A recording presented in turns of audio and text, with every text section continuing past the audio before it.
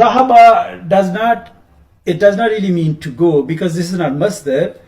This is first conjugation form of the verb, and it actually means he went. Zahaba, he went. So where is he? We cannot see here. We cannot see he here. He is basically huwa. So you will say, okay, why don't we say huwa zahaba? If we say huwa zahaba, then huwa is noun, and that will be the mubtada, because we're starting the sentence with huwa, which is a noun, and zahaba will become its khabar. So that will not remain jumla failure. We will have to make jumla failure here, different jumla failure here, rather than jumla ismiya. We took quite a bit of time to go to jumla ismiya in the first part. Here we're going to start making sentences straight away from the first video today. So zahaba means he went, and in this particular case, when we say he in the form of his damir, we are never going to see he here. We are never going to see huwa here. Zahaba will mean he went. When we go here, because in Arabic we have got tasniya as well. So if we want to say those two men went, so we will say, we will have to add alif here after this third radical, after this lam kalima. So that then becomes zahaba. This is zahaba, zahaba.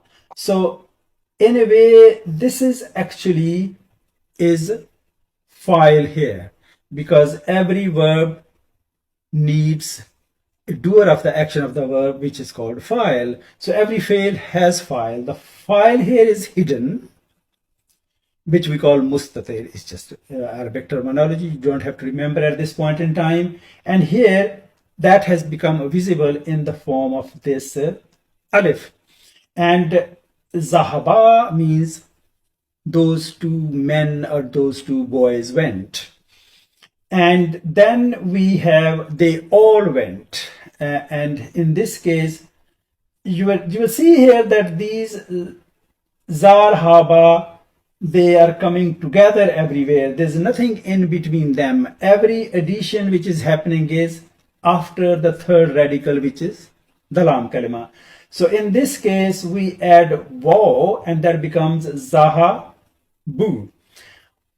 Because dhamma goes with waw, fatha really doesn't go that much with waw. Fatha goes with alif. So fatha has got affiliation, we can say, with alif, while dhamma has got affiliation with waw. So if you have to pronounce waw properly, it should be preceded by this dhamma. Though this is not always the case, but in conjugation, that always works.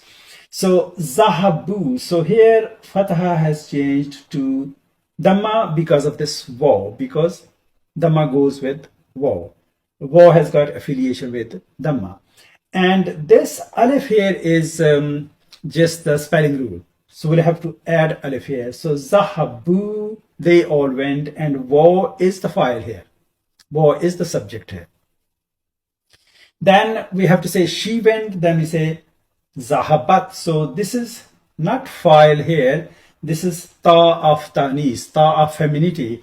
So that will take a skoon. So zahabat. So after third kalima, all these three have fatha.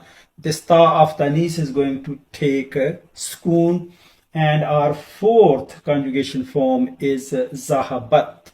She went. Again, we cannot see she here. We're never going to see she here.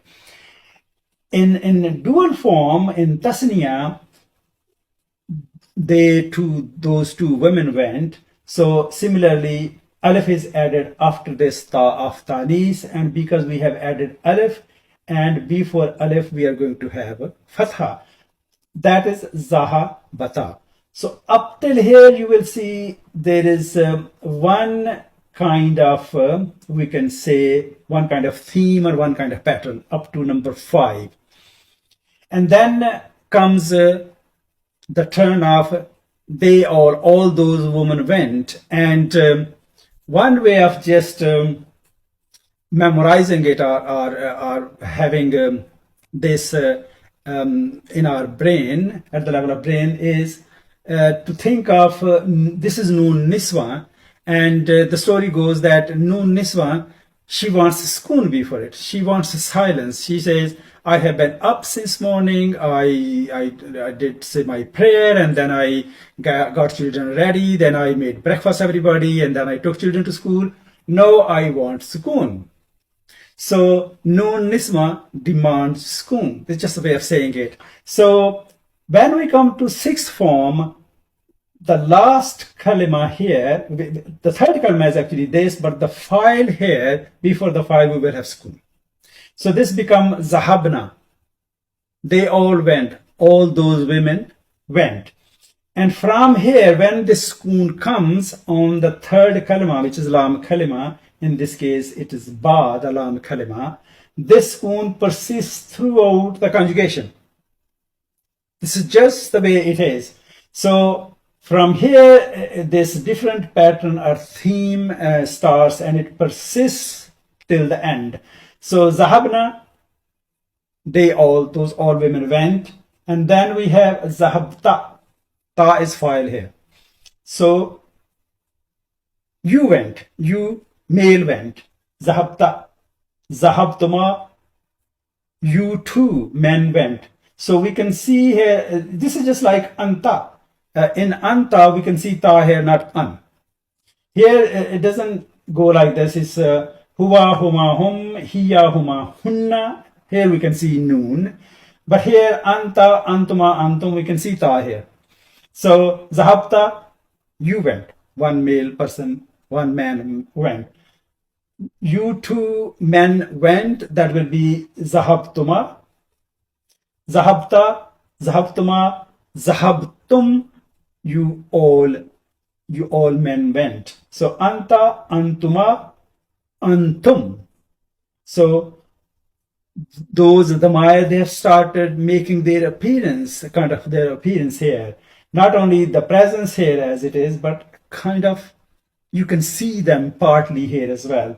Then anti will be zahabti, she, you female went. Zahabtuma, you two women went. And zahabtunna, you all women went. So that's our second person. Third person, second person. And when we come to first person, then we have again ta here, but this time ta takes dhamma. You know, here it takes fatha, here it takes kasra, and here it's already taken here sukoon. So we are left really with dhamma here. So zahabtu, I went, and zahabna is like this, but there is alif here. So this is zahabna, this is zahabna, we all went. And in first person, we have only two forms, because if two men are standing on a stage, they will say, we went. If more than two are standing, 3, 4, 5, 6, they will say, we went.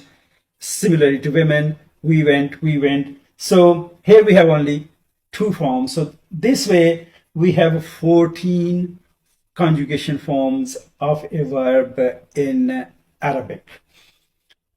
It is just, it's not really difficult, but it's just kind of focusing on that after the fifth form, when it changes, the sukoon comes, then sukoon persists, and it becomes easy to remember.